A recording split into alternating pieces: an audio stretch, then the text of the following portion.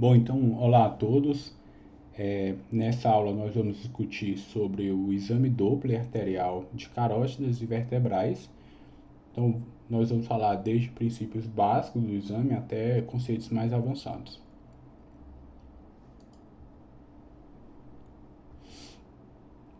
Então, aqui um breve roteiro, né, um resumo do que vai ser discutido nessa aula. Então, a palavra carótidas, ela vem do grego carotides, que significa sonolência. Isso porque, desde muito tempo atrás, os gregos perceberam que a compressão dessas artérias levava a uma sonolência, a um desmaio, e isso está diretamente relacionado com o principal motivo da gente fazer o estudo das artérias carótidas, né? Que seria exatamente porque elas estão relacionadas com o AVC isquêmico, que é uma importante causa de mortalidade e de morbidade não só no Brasil como no mundo inteiro. Isso porque as artérias carótidas elas são responsáveis pela maioria da irrigação do encéfalo, né? E as artérias vertebrais são responsáveis, né, pelo restante, né? Estima-se que cerca de 2/3 da irrigação seja pelas artérias carótidas e 1/3 seja pelas artérias vertebrais e basilar. Então, uma revisão da anatomia de carótidas,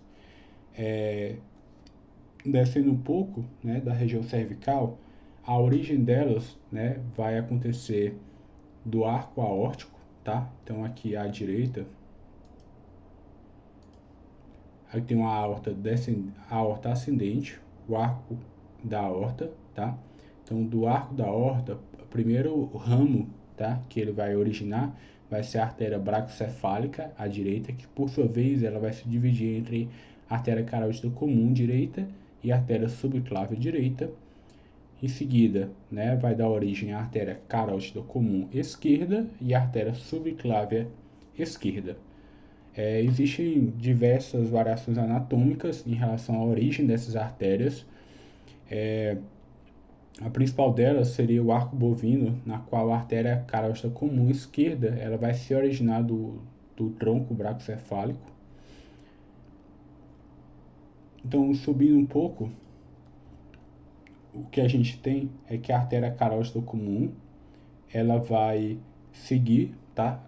No seu segmento cervical até a subfurcação, onde ela vai se dividir entre artérias carótidas comum. A carótida comum vai se dividir entre carótida interna e carótida externa, tá? Então aqui, reparem já que a artéria carótida interna ela fica mais medial em relação à carótida externa, tá? Isso vale para os dois lados. Aqui uma visão lateral, né, em que a gente vê aqui a artéria carótida comum, aqui a artéria subclávia, tá? Aqui a artéria vertebral, que a gente vai falar em breve.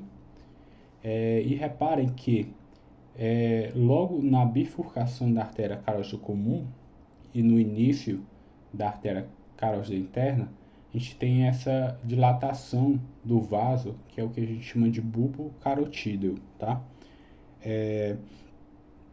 Essa região ela é importante no estudo da doença aterosclerótica, tá? Porque é um local tipicamente relacionado a placas, e também é importante porque é o local onde a gente vai encontrar o seio carotídeo, tá? Que ele faz parte do nosso sistema autônomo como um barorreceptor, né? No qual, dependendo da dilatação do vaso, tá? Aqui, são emitidos feedbacks, né, para o sistema nervoso autônomo para o controle da pressão arterial. Isso vale inclusive para a compressão que a gente faz durante o exame, tá? Então é muito comum quando a gente faz o exame o paciente ele tem um reflexo de tosse, tá? Isso nada mais é do que um reflexo do paciente, né? Contra, né, a queda da pressão, né, que ocorre durante o nosso exame. Então, se a gente demora muito no exame, passa muito transitor ali na região do bulbo carotídeo, né? O nosso sistema autônomo ele entende que ele tem que baixar a pressão, né? E o nosso próprio corpo ele responde estimulando, né, o reflexo de tosse, né, para aumentar a pressão, certo? Então aqui é uma representação de todos os segmentos da artéria carótida interna, tá? Então o que a gente vê aqui no exame de ultrassom é simplesmente o segmento C1, que é o segmento cervical, tá? Mas é importante a gente ter em mente, tá? Que essa artéria carótida interna, ela tem outros segmentos, né? Intracranianos de C2 a C7, tá? Onde depois de C7 ela vai dar origem à artéria cerebral média, certo? Que vai irrigar o encéfalo e ela vai também dar origem à artéria cerebral anterior. Então, em relação ao estudo das artérias vertebrais, a artéria vertebral, elas vão se originar aqui das artérias subclávias, tá? Bilateralmente, e também é possível a gente fazer uma divisão anatômica entre segmentos, tá? Existe o segmento V1, que seria da sua origem na artéria subclávia até antes de ela entrar nos forames transversos das vértebras cervicais. Eu vou ter um segmento, né, que vai passar através desses forames transversos, né, que é exatamente o segmento V2, ou segmento foraminal. Em seguida, ela vai passar aqui pelo arco, né, de C1, né, que é o Atlas, que seria o V3, e tem um segmento intracraniano, né, antes de delas se juntarem para formar a artéria basilar, que seria o segmento V4. Então aqui só uma representação de uma visão lateral, né, dessa anatomia da artéria vertebral. Então ela se origina aqui da artéria subclávia, tem esse segmento, né, que passa através dos forames transversos das vértebras, tá? Faz essa curvinha, depois ele entra, né, para formar a artéria basilar. Durante nosso exame, os principais segmentos da artéria vertebral que a gente vai avaliar são os segmentos V1, V2. Existem algumas manobras para a gente poder avaliar V3, né, e V4 é inacessível à ultrassom. Então aqui seria uma visão axial, né, da região cervical, em que a gente pode compreender melhor as estruturas que estão adjacentes às artérias carótidas comuns, né? Então elas ficam medialmente às artérias, às veias jugulares internas, tá? E lateralmente, né, à tireoide. Então aqui uma representação no exame ultrassonográfico, tá? Na artéria carótida comum esquerda. E aqui seria uma visão longitudinal, né, do vaso, certo? Semelhante a qualquer outro vaso, tá? E seguindo, tá, a artéria carótida comum, a gente vai chegar aqui na bifurcação, em que ela vai dar origem à artéria carótida externa e à artéria carótida interna. E aqui a gente tem uma visão axial, tá, desses dois ramos terminais da artéria carótida comum, tá? Então, como eu já havia comentado, a artéria carótida interna, certo? Ela é mais lateral em relação à carótida externa, tá? E a gente pode também usar a veia jugular interna como referência também. Artéria vertebral, o que a gente vai ver, tá? Aqui o segmento V2, percebam que eu tenho aqui uma estrutura hiperecóica que determina uma acentuada sombra acústica, tá? Que são os forames, né? Aqui as vértebras, né? A artéria vertebral está passando através dos forames, tá? Então essa estrutura aqui que está determinando uma sombra nada mais é do que a própria vértebra, tá? Então o que a gente vê é isso, né? São segmentos intercalados de artéria através do osso, né? Bom, em relação à técnica, tá? Todo exame Doppler ele vai se iniciar no modo B, certo? E existe inclusive uma máxima no estudo do ultrassom Doppler, que todo bom Doppler ele vai começar a partir de um bom modo B, certo? Então, no modo B, a gente vai fazer uma avaliação da escala de cinza das estruturas e a gente consegue fazer uma estimativa morfológica dessa estenose, tá? Em seguida, a gente vai comentar um pouquinho, tá, das características das placas, tá? Mas a gente vai ver que grande parte delas a gente vai fazer ainda no modo B, certo? Então aqui é uma representação de uma artéria carótida comum, esquerda, tá? Eu vejo aqui uma visão axial do vaso, tá? Então percebo que antes de eu sequer ligar o modo colorido, eu já consigo ver que tem uma placa, tá? Eu consigo também dar algumas características dela, consigo também fazer a medida dela, tá bom? Bom, então o modo Doppler, ele vai ser importante porque ele demonstra o fluxo, certo? Tanto a presença, né, quanto o sentido, certo, do fluxo. Quando eu ligo ele, eu consigo definir melhor as placas, principalmente aquelas placas anecoicas, certo? E além disso, eu consigo fazer ainda uma avaliação qualitativa da velocidade, tá? Então eu consigo definir áreas que eu tenho uma maior velocidade, né? Que são as áreas em que vão determinar esse artefato, né? Que é o aliase, tá? Então aqui eu tenho um corte longitudinal da artéria carótida comum, tá? Então percebo que no modo B eu tenho aqui uma placa que é ruim de ver, né? Ela não é tão visível, certo? Só pelo modo B, exatamente pela sua característica, né?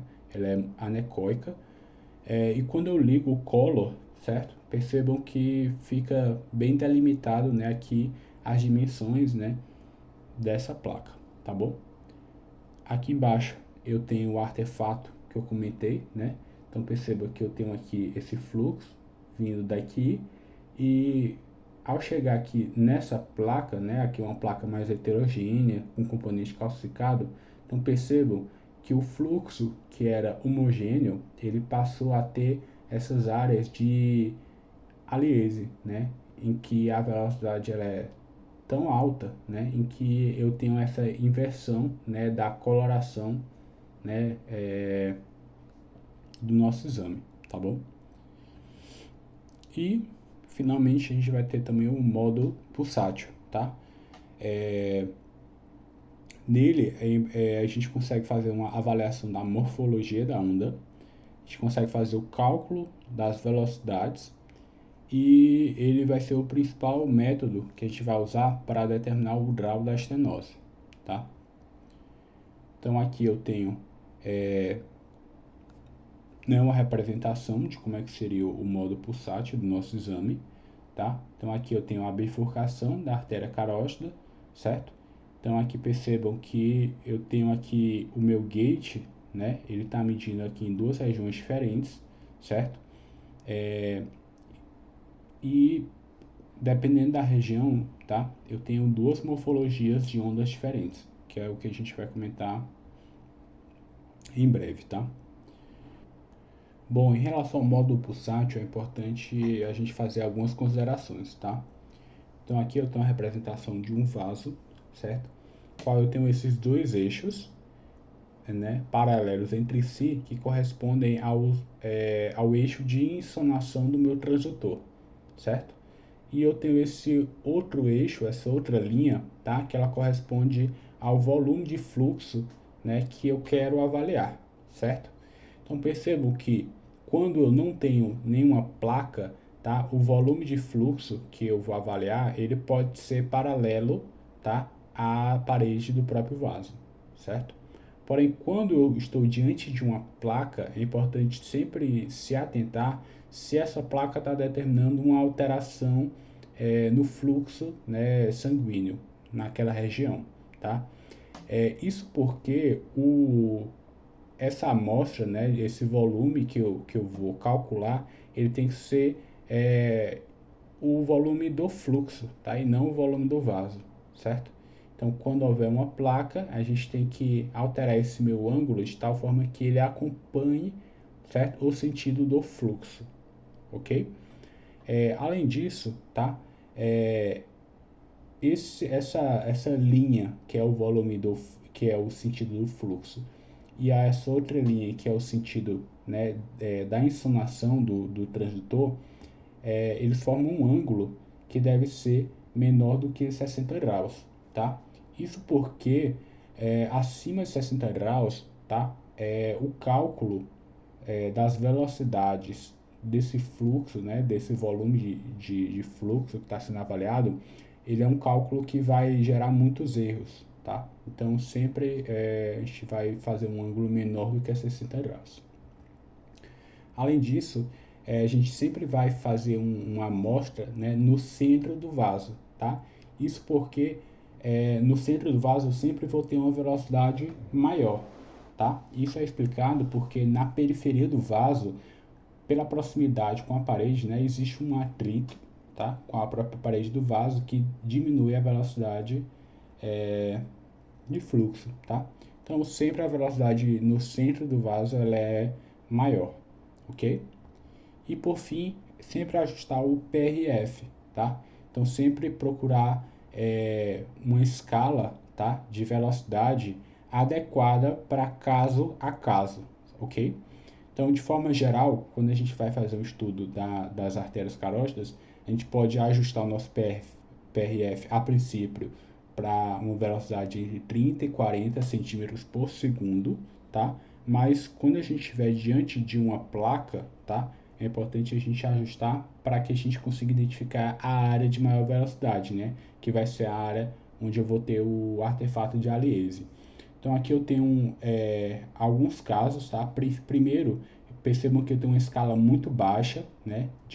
Vai de 4 centímetros por segundo, na qual todo o volume de sangue, de fluxo que eu estou avaliando, ele está apresentando aliase, né?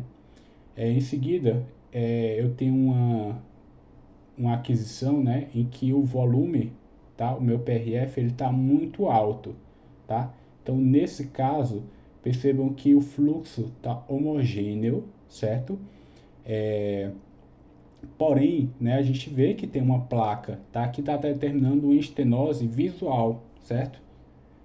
Então, a gente precisa ainda assim ajustar nosso PRF, né? Baixar de tal forma que a gente consiga identificar a área que tem a maior velocidade, né? Que é essa área que tem um maior aliase, certo? Uma área que gerou aliase.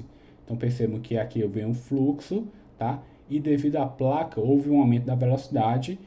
Antes mesmo da gente ligar o modo pulsátil, tá? A gente vê já onde é o local que tem maior velocidade, tá bom? Então a gente ajusta todo o PRF, certo? Vem lá do modo B, perfeito? A gente vem, vê o que tem a placa no modo B, ligou o color, certo? E aí o color ele vai determinar melhor aqui a placa, certo? E vai determinar por onde o fluxo está passando. E por fim a gente vai ajustar o PRF para que a gente consiga identificar nessa área de estenose a área que tem a maior velocidade, tá? Então só aí é que eu vou ligar o meu modo pulsátil, né? E vou colocar aqui o meu volume de amostra exatamente nessa área que é a área que vai ter a maior estenose, tá bom? A maior velocidade. Bom, então, como eu havia comentado, no modo pulsátil a gente vai ter algumas morfologias, tá, de onda dependendo da artéria que a gente está avaliando, tá bom? Então, eu vou ter a minha artéria carótida interna, certo? Ela é uma artéria que ela vai entrar, né, para dentro do crânio e lá ela vai dar origem às artérias cerebrais, né, média, anterior e vai irrigar o encéfalo. Então, portanto, ela tem uma irrigação, né, para uma região que tem uma importância, né, em termos de organismo, alta, tá? Então, são territórios que têm baixa resistência ao fluxo, tá?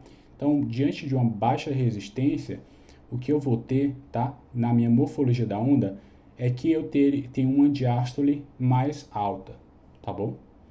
Em relação à minha artéria carótida externa, ela vai irrigar, né, estruturas da face, né, do pescoço, e são territórios que não têm tanta importância, né, em termos de sobrevivência, né, do organismo, como a artéria carótida interna. Então, são territórios de alta resistência, portanto, isso vai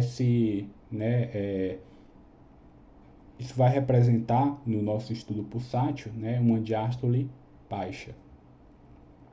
E a artéria carótida comum, por conter, tá, um fluxo que vai tanto para a artéria carótida interna quanto para a artéria carótida externa, o que a gente vai ter seria um padrão misto, né, uma diástole que ela não é tão baixa quanto a externa, mas também não é tão alta quanto da carótida interna.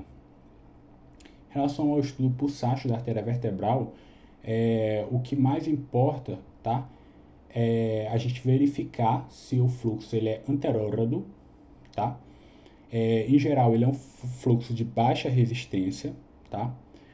Uma boa forma de a gente avaliar se o fluxo é anterógrado, tá? É a gente comparar com o sentido da artéria carótida comum, certo? Então, a gente mudando a angulação do nosso transdutor, a gente consegue visualizar as duas artérias, tá? Então, vê o sentido que a artéria carótida comum tá indo, tá? E aí depois olha para a artéria vertebral. Se estiver no mesmo sentido da artéria carótida comum, é porque é um fluxo anterógrado, tá bom? Além do sentido do fluxo, é importante também a velocidade, tá?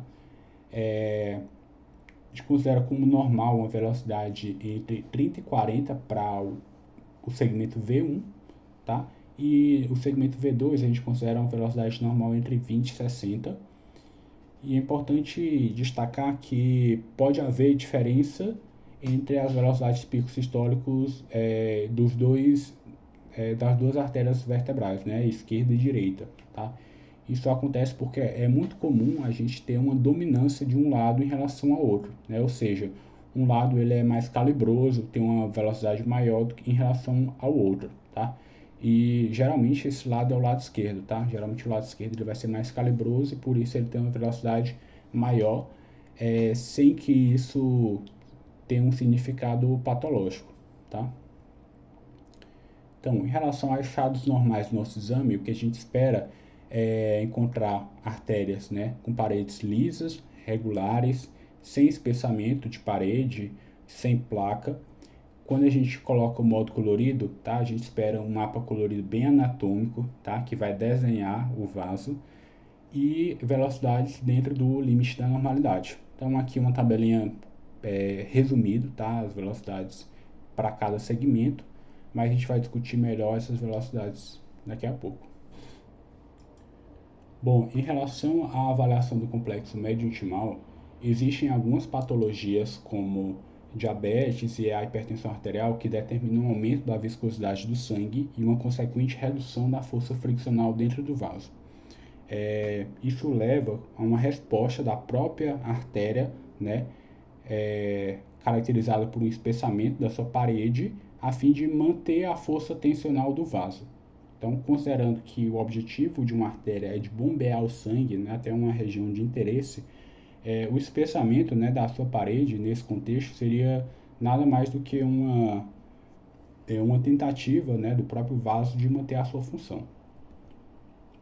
Então, o espessamento da parede ele vai se dar através de um espessamento das suas camadas média e íntima, né, ou seja, um espessamento médio intimal, que está representado aqui nessas duas imagens de ultrassonografia. Então, se a gente pegar essas duas imagens e comparar, inclusive, vou voltar um pouco aqui, para a gente comparar, tá? Então, percebam aqui nesse exame normal, em que eu tenho paredes lisas, a minha parede, né, do vaso, ela é bem fininha, tá? Já nesse outro caso, percebam que ela está mais espessada, ok? Então, esse espessamento médio-intimal, ele vem sendo estudado há algum tempo, né, como um marcador de um risco aumentado para eventos cardiovasculares. Inicialmente, foi determinado que esse espessamento ele poderia ser medido nessas três regiões que estão indicadas, tá? Poderia ser medido aqui na porção proximal da artéria carótida interna, aqui ao nível da bifurcação carotídea e aqui no terço distal da artéria carótida comum, tá? Hoje, tá?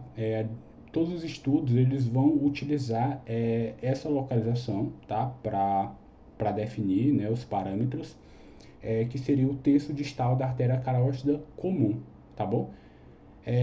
Então, simplesmente pelo fato de todos os estudos utilizarem essa localização, já justificaria, tá?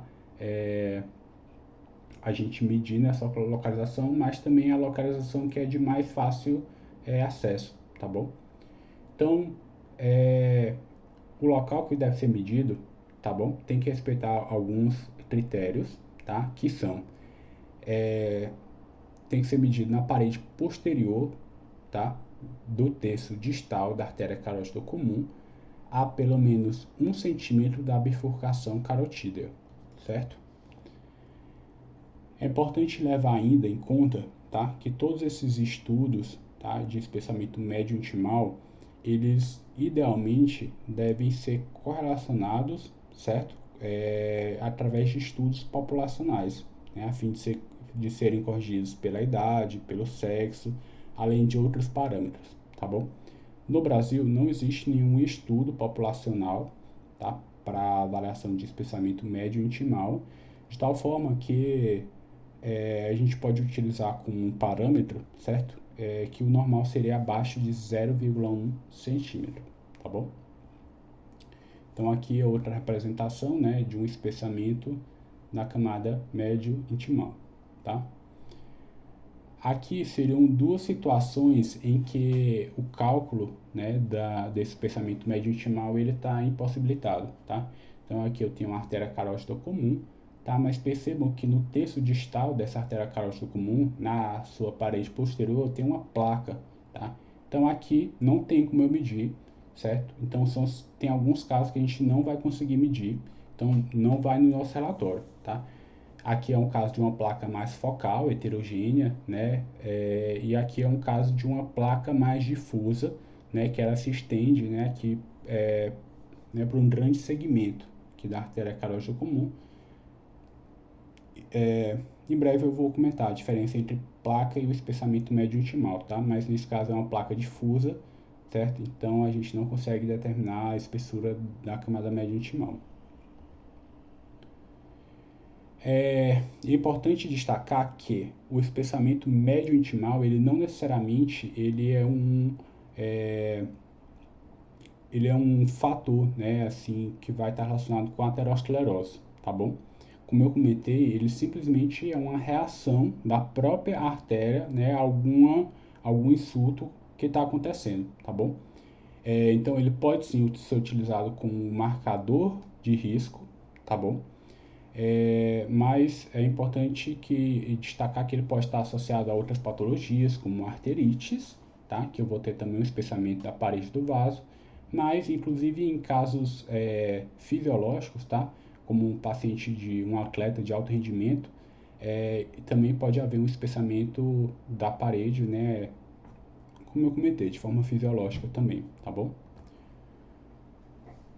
Bom, então, em relação à doença aterosclerótica, tá? Que eu creio que seja o principal tema dessa aula,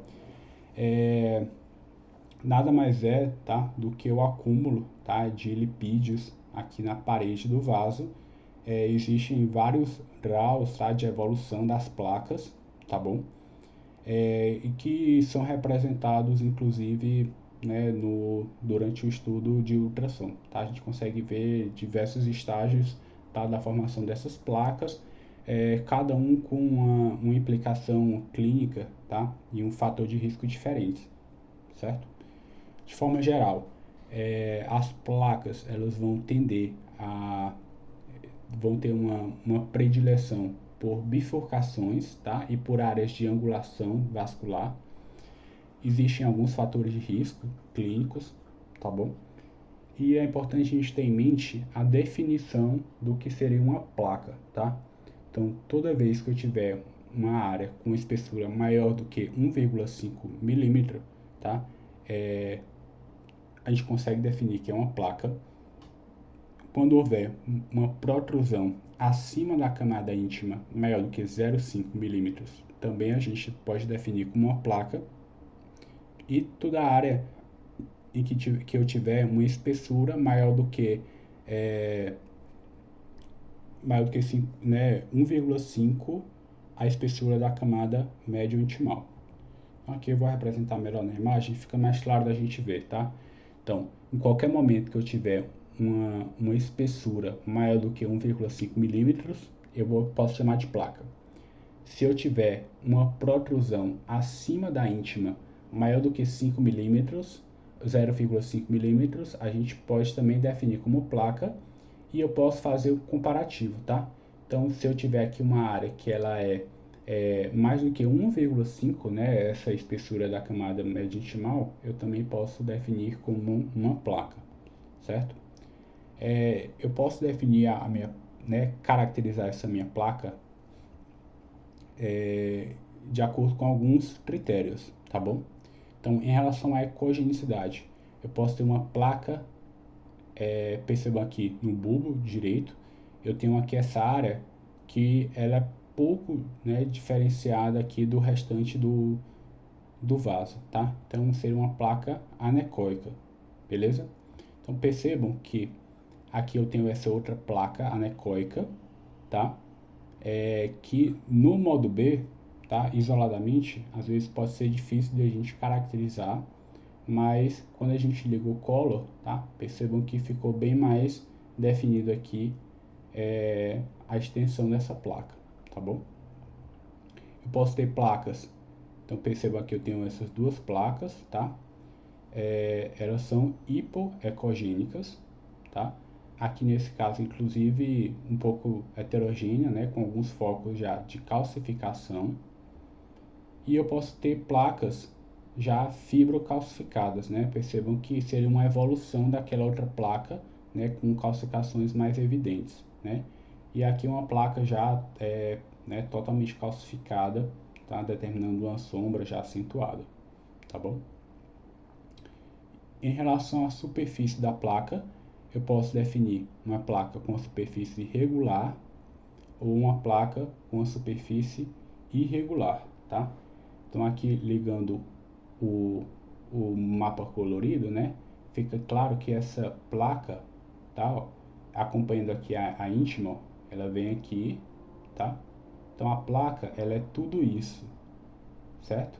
Então percebam que ela tem uma área de ulceração, né? A superfície dela é irregular, beleza? Bom, existe esse guideline, tá? Foi publicado em 2020, que ele determina, né? Ele faz uma classificação em relação a placas, tá? Então, uma gradação 0, né? Seria quando eu não tenho placa. Um grau 1 seria quando eu tenho uma placa focal, né? O grau 2, ele pode ser uma placa focal, certo? Só que com a espessura entre 1,5 e 2,4. Ou uma placa difusa, certo? Que vai ter uma espessura, né, maior do que 1,5, só que menor do que 2,5, tá bom? Que aí já seria uma placa grau 3, certo? Então, assim, essa classificação, ela na prática não é muito utilizada, mas eu achei ela interessante de trazer para a gente poder, inclusive, ter em mente, né, as diferentes apresentações que a gente pode ter de uma placa, tá bom? Sendo que cada um, né, desse grau de placa, eles vão determinar um risco maior ou menor, tá? Para um evento cardioembólico, tá? Bom, em relação à placa, existem algumas características que a gente tem que estar sempre em mente, porque são características que denotam uma instabilidade, uma vulnerabilidade maior, certo? Que seria a superfície irregular ou ulcerada, placas não calcificadas de forma geral, tá? Elas também tendem a ser mais vulneráveis. Placas hipoecóicas, né, ou anecoicas também são mais vulneráveis, tá? Isso porque essas placas, tá, não calcificadas, hipoecóicas, anecoicas, elas ainda são placas muito fibroadiposas, tá? Então são mais suscetíveis a determinar uma ulceração nelas, tá? Bom, em relação à avaliação da estenose, tá, pela doença aterosclerótica, a gente tem esse estudo, certo, de 2003, certo, que foi originado desse consenso da Sociedade de Radiologistas em Ultrassom. É um, estu é um, Foi um estudo publicado ainda em 2003, né, que vai determinar alguns valores de referência, alguns parâmetros, a fim da gente graduar, tá, o grau de estenose. E ele vale para a artéria carótida interna, tá, que seria realmente a artéria, tá, que a gente tem que estar mais atento para a estenose, exatamente pela área que ela vai irrigar, tá? Então, apesar de ser de 2003, tá, esse estudo, ainda são valores que são utilizados até hoje, tá? Inclusive eu trouxe aqui uma meta-análise de 2023 que ela vai avaliar a acurácia ainda desses parâmetros, tá? E ela aponta que, né, de forma resumida, tá? Que ainda assim esses valores eles podem, né, ser utilizados com acurácia aceitável, né? Acurácia boa. Então, essa é a tabelinha que esse estudo ele traz, tá? Que é utilizada, né, até hoje. E aqui, percebam que eu vou classificar, né, o grau de estenose entre normal, uma estenose menor do que 50%, entre 50% e 70%, maior do que 70%, uma suboclusão e uma oclusão total. Então, para eu classificar entre cada um desses graus de estenose, eu vou utilizar alguns parâmetros primários, tá? Que são eles: a velocidade pico sistólico da artéria carótida interna. Eu posso fazer também uma estimativa, né, visual, tá? Em alguns casos, vou comentar. E eu tenho parâmetros adicionais também que eu vou utilizar, né, que seria a relação entre o pico, a velocidade pico sistólico da artéria carótida interna, né, pela velocidade pico sistólico da artéria carótida comum, e eu também posso utilizar a velocidade diastólica da artéria carótida interna, certo? Então, no normal, o que a gente vai ter seria uma velocidade pico sistólico da artéria carótida interna menor do que 125, tá? Quando eu tenho uma placa, ok? Mas essa placa, ainda assim, ela determina uma velocidade, né, na área de maior estenose, ela tem uma velocidade menor do que 125, então eu posso dizer que é uma placa que determina uma estenose menor do que 50%, tá? Então aqui também vale esses critérios, tá? A relação entre as artérias, né, carótida interna e a carótida comum é menor do que 2, velocidade diastólica também é menor do que 40. Quando há um aumento na minha velocidade pico sistólico maior do que 125, né, porém menor do que 230, a gente pode dizer que eu tenho um grau de estenose entre 50% e 70%. Os parâmetros adicionais que a gente vai utilizar seriam uma velocidade diastólica entre 40 e 100, né? Ou, né, quando eu pego a velocidade da artéria carótida interna e divido pela velocidade da artéria carótida comum, essa razão, né, ela é entre 2 e 4, tá? Quando eu tenho um aumento da velocidade maior do que 230, eu posso dizer que eu tenho uma estenose maior do que 70, tá? Utilizando os parâmetros adicionais, essa razão ela vai ser maior do que 4 e a velocidade diastólica maior do que 100. A suboclusão, tá? Ela é um caso que a gente dá o diagnóstico, né? Através da avaliação visual, tá? Ela é uma avaliação qualitativa, certo? Então a gente vê um fluxo filiforme, certo? Determinando né, uma suboclusão, tá? Então, de tal forma que é bem variável o que eu posso encontrar nesse fluxo filiforme, tá? Então, pode ser desde uma velocidade indetectável, tá? O fluxo ele é tão fininho, tá? Mas é visível, que eu não consigo medir. Eu posso ter um fluxo bem fininho, tá? Que está com a velocidade bem aumentada, né? Ou pode acontecer casos até que a velocidade vai estar reduzida. E eu tenho o caso mais dramático, né? Que seria uma oclusão dessa artéria carótida interna, né? Em que eu tenho o fluxo não é detectável, tá? Bom, então aqui eu trouxe alguns casos, tá? Aqui eu tenho essa placa, né, irregular, certo? Então percebam que aqui eu tenho as áreas de Aliase, né, de maior velocidade, certo? Que quando eu meço, tá? Eu vejo que tem uma velocidade de pico sistólico de 260, tá? Então compatível com estenose maior do que 70%.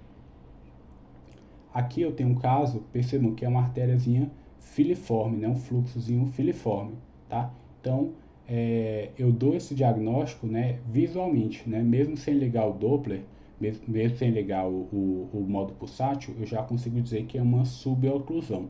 Então, nesse caso, era uma suboclusão em que eu tinha um aumento, né, expressivo dessa minha velocidade de fluxo, né? Então, aqui eu tenho uma velocidade de 330 centímetros por segundo.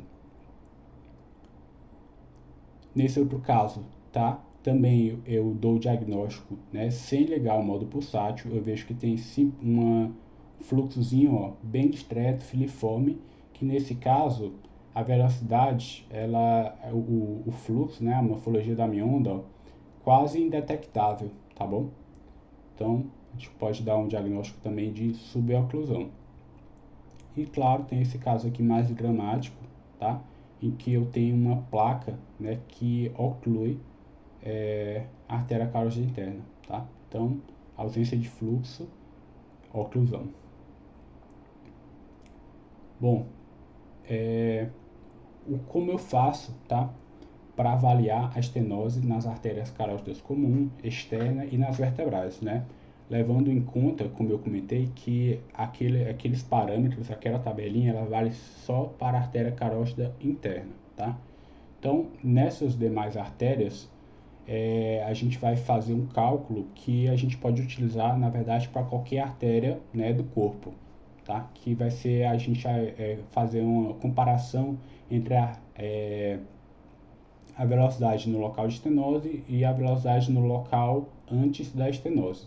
Se essa velocidade duplica, eu posso dizer que eu tenho uma estenose maior do que 50%. Se essa velocidade triplica, né, eu posso dizer que eu tenho uma velocidade maior uma estenose maior do que 70%, tá? Que na verdade, tá? Isso aqui corresponde àqueles parâmetros adicionais, tá? Que estão na tabelinha que a gente estudou, tá bom? Bom, então aqui eu tenho um exemplo de uma artéria carótida comum, tá? Eu tenho essa placa aqui bem extensa, tá? Determinando uma estenose.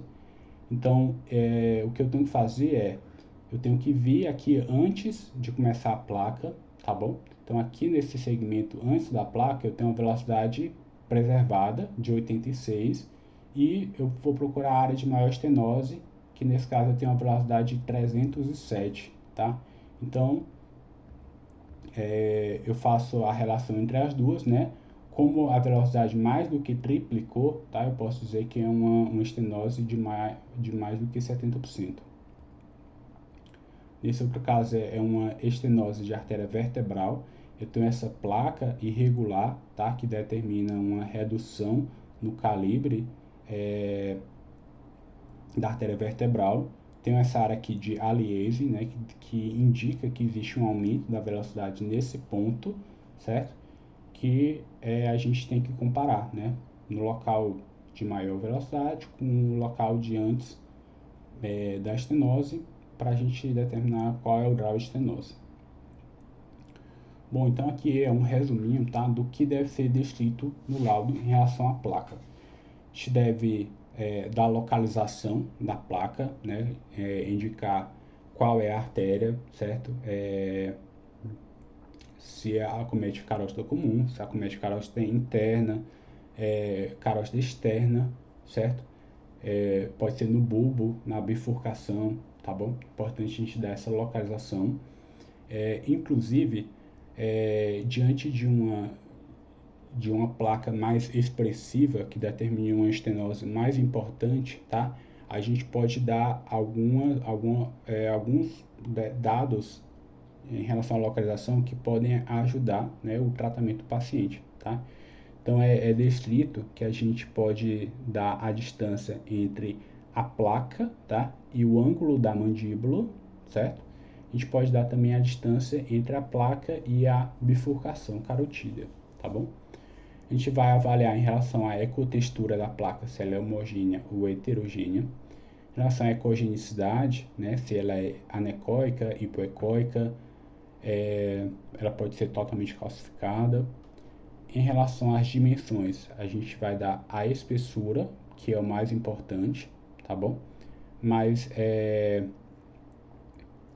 principalmente em placas que não são difusas, né? Placas mais focais, a gente também vai dar a extensão delas. Talvez o mais importante em termos de vulnerabilidade de placa, a superfície, a gente vai dizer se ela é regular ou irregular, tá? Lembrando que é importante que a gente ligue, né, o Doppler, ajuste bem o parâmetro para a gente estudar bem essa superfície, tá? A fim de procurar alguma área de ulceração. E por fim, tá? Eu vou descrever toda a placa e eu vou dizer qual é o grau de estenose que ela determina, tá bom? Menor que 50, entre 50 e 70, maior que 70, se ela determina uma suboclusão ou até mesmo uma oclusão. Bom, existem alguns casos, tá? Que são interessantes de a gente estudar, tá? Que são patologias que vão acometer esses segmentos arteriais, né? Carotídeo e vertebral. Bom, em relação a doenças cardiovasculares, existem algumas patologias que elas vão determinar alteração na morfologia, tá? Dessas minhas ondas nas artérias carótidas, tá?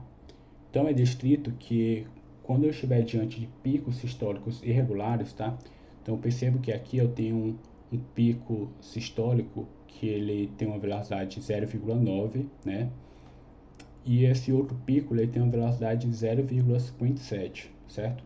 Então, isso pode ser indicativo, tá? De uma fibrilação atrial. Nesse outro caso, tá? A gente percebe que eu vou ter o pico sistólico e na diástole tem uma reversão da diástole, né? É uma diástole reversa, tá? Isso pode ser indicativo de uma insuficiência, né? Um regurgitamento aórtico, certo? Existe, tá?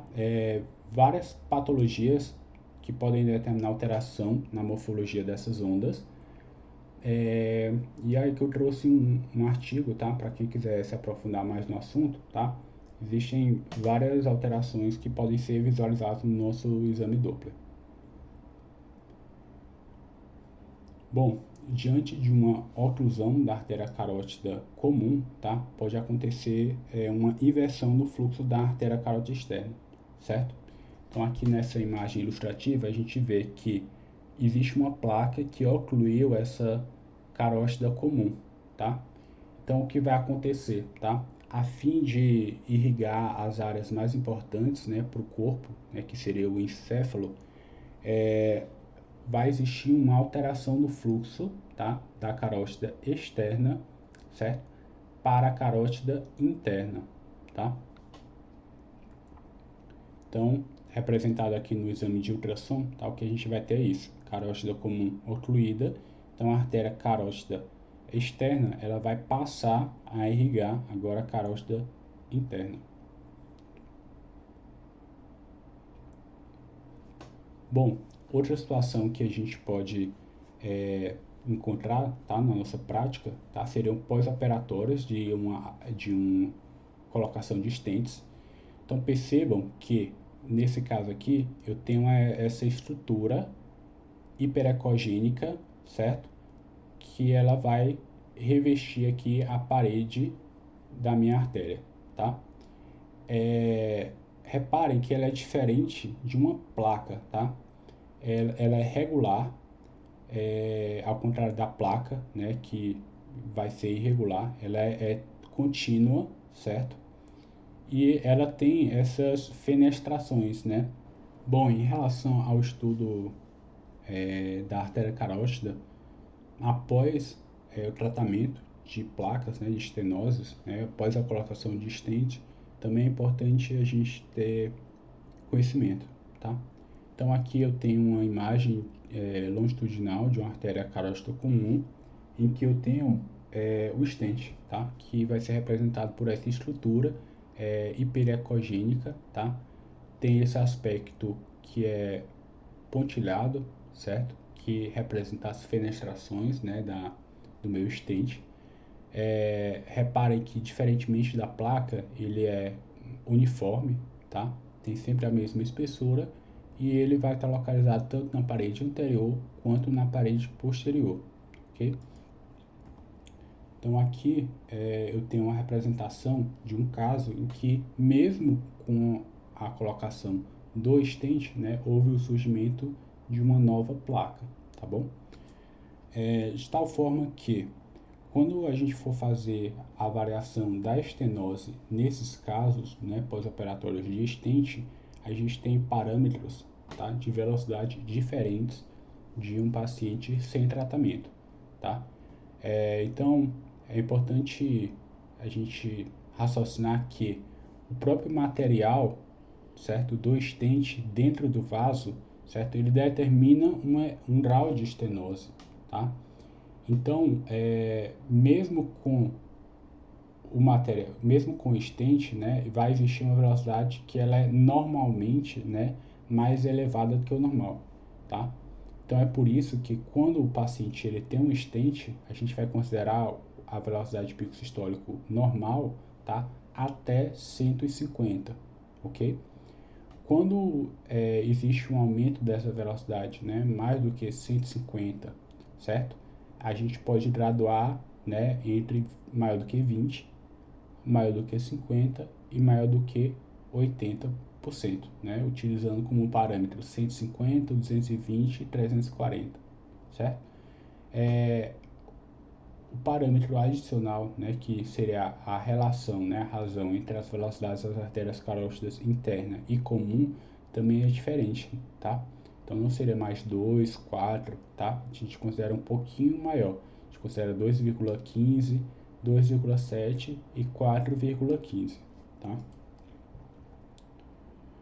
Bom, existe uma situação em que pode haver uma tortuosidade do vaso, tá? Com um acotovelamento, certo? Então, normalmente, certo? Principalmente em pacientes mais idosos, a gente percebe que existe, né, uma tortuosidade,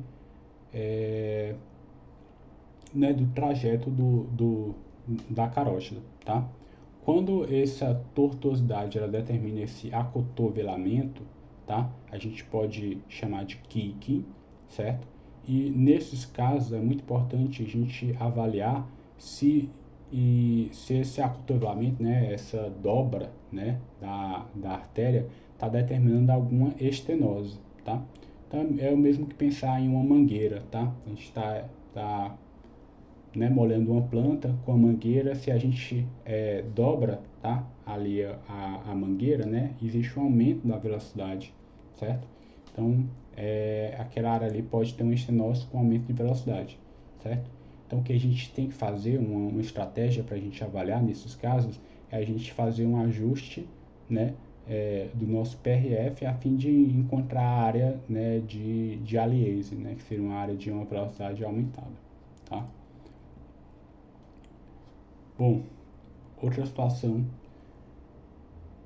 que pode estar presente no nosso exame, tá, de carótida, seria uma dissecção, né, da artéria, tá? Que nada mais é do que o acúmulo de sangue entre as camadas íntima e média, né, por uma ruptura do endotélio e uma formação de um eventual flap intimal, certo? Os achados de ultrassom, eles são variáveis, tá? Principalmente porque, quando a gente está diante de uma dissecção em uma artéria cervical, né, ou seja, uma dissecção de uma carótida ou de uma artéria vertebral, diferentemente do que acontece em vasos de maior diâmetro, né, como a aorta, tá? Então, na aorta é mais comum a gente ter esse achado de duplo lumen, certo? Com um flap intimal e um fluxo, tá? Em ambos os lumens, tá? No caso da dissecção da artéria carótida e da artéria vertebral, tá? O mais comum de acontecer, tá? É uma dessas luzes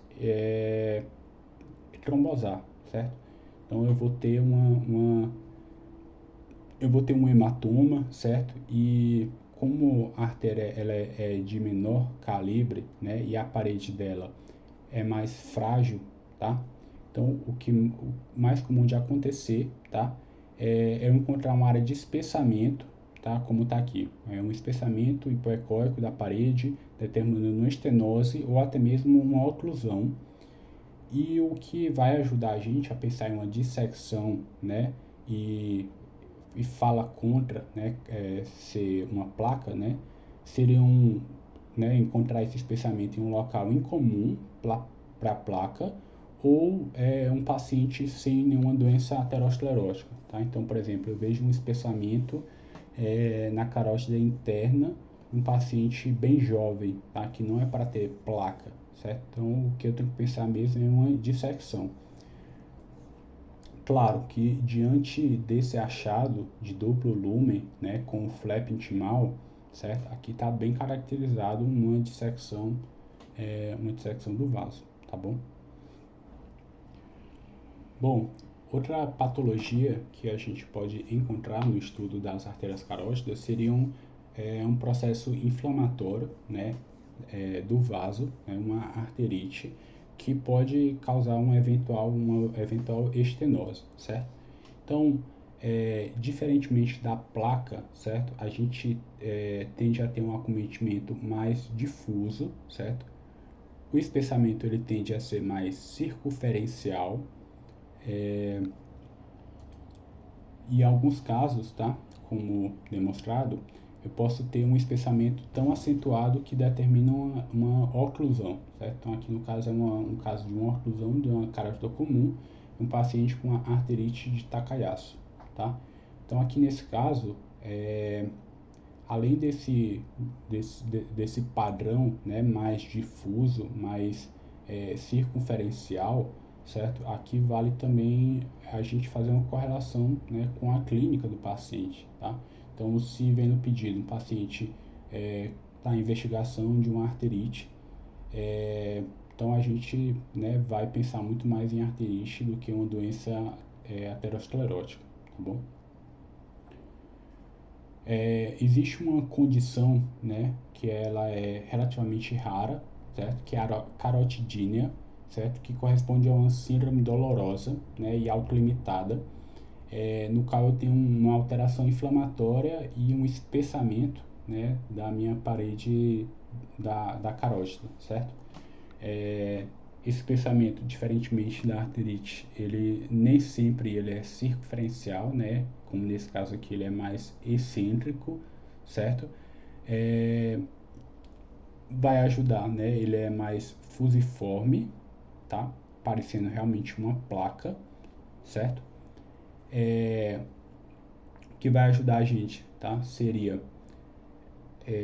os sintomas do paciente, certo? Então, no caso, é uma síndrome dolorosa. Então, o paciente, a indicação dele, tá? E durante o próprio exame, né, ele vai se queixar de dor. Por ser um processo inflamatório aqui da parede da carótida, tá? Vai existir um edema, né, caracterizado por um borramento, uma densificação da gordura ao redor da carótida, tá? E a gente pode também fazer o controle, certo? Repetir o exame após algumas semanas, tá? Então, no caso de uma carotidina, por ser autolimitada, tá? Aquele achado, aquela alteração, ele vai evoluir, vai sumir, tá? Então, esse paciente, que é, né, o mesmo paciente, 5 semanas depois ele repetiu o exame, então a gente percebeu que houve uma regressão bem importante naquela área de espessamento, né? Então, realmente compatível com o quadro de uma carotidine. Bom, então outra situação que pode acontecer, tá, é aqui uma oclusão ou uma estenose da artéria subclávia antes da origem da artéria vertebral, tá? Em que vai haver uma inversão no fluxo da artéria vertebral deste lado da oclusão, a fim de irrigar, tá, esse sistema arterial que vai para o membro superior acometido, tá? Então, nesse exemplo da imagem, a gente tem aqui uma oclusão da subclávia esquerda, tá? De tal forma que a artéria subclávia direita, através aqui das artérias vertebrais e artéria basilar, né, ela vai irrigar o membro contralateral, né, o membro superior esquerdo, tá? Então, por ser um acometimento de artéria subclávia, não necessariamente a gente vai ter associado eventos cerebrovasculares, tá? A gente pode graduar essa alteração, né, esse roubo da subclávia, entre um roubo oculto, né, ou um roubo latente. Então, nesse caso, o fluxo da artéria vertebral ele ainda está preservado, ele ainda é um fluxo anterógrado, só que no caso tem uma desaceleração mesosistólico que pode se acentuar após o exercício, tá? Eu posso ter um roubo parcial, tá? Em que eu vou ter aqui o roubo parcial, eu vou ter uma reversão parcial do fluxo durante a sístole, e eu posso ter um roubo completo, tá? Em que há uma inversão total do fluxo, tá? E aqui nesse caso, geralmente, ele vai estar associado também a outros sintomas de isquemia, né, desse membro acometido, tá? Existe esse sinal do coelho, tá? Em relação à morfologia dessas duas classificações, né, da estenose parcial, que seria essa diminuição, né, esse retardo após a sístole, certo? Que aí determinaria uma morfologia de onda, né, que se assemelha a um coelho, né? Então a gente chama de o sinal do coelho. Bom, então sobre essa aula eu trouxe aqui alguns pontos, tá, que são mais importantes para a gente não esquecer, tá? Então lembrar de sempre ajustar a técnica, tá bom? Antes mesmo de ligar o modo pulsátil, né, a gente pode estar ali ansioso para calcular a velocidade da estenose, para determinar o grau de estenose, mas sempre lembrar de ajustar a técnica antes, né, ajustar o PRF para pelo menos metade, tá, da velocidade de pico sistólico daquela região que a gente está avaliando. Sempre lembrar de ajustar o ângulo, né, para colocar ali o ângulo, né, do volume de amostra que eu vou avaliar de fluxo, né, paralelo ao fluxo e não necessariamente ao vaso. Lembrar de procurar, né, e apontar no nosso laudo, né, sinais de instabilidade de placa, tá? Determinar sempre, né, não só dizer que tem uma placa e tal, a gente sempre tem que relatar também qual é o grau de estenose, mesmo que seja uma estenose menor do que 50%, é algo que a gente tem que colocar. E não esquecer também dos critérios secundários, tá? Então, às vezes, a gente vai ter uma velocidade que vai determinar um grau de estenose, tá? E de acordo com um critério secundário, né, como por exemplo a relação entre as velocidades das artérias carótidas internas e artéria carótida comum, a gente tem uma estenose maior, certo? E lembrar também de fazer o diagnóstico diferenciais com outras patologias, né? Então, nem tudo que está no exame de carótidas e vertebrais é placa, tá? A gente viu que existem outras patologias que às vezes se assemelham bastante e às vezes simplesmente uma anamnese breve que a gente pode fazer ali com o paciente durante o exame, né? A gente consegue diferenciar uma patologia da outra, tá?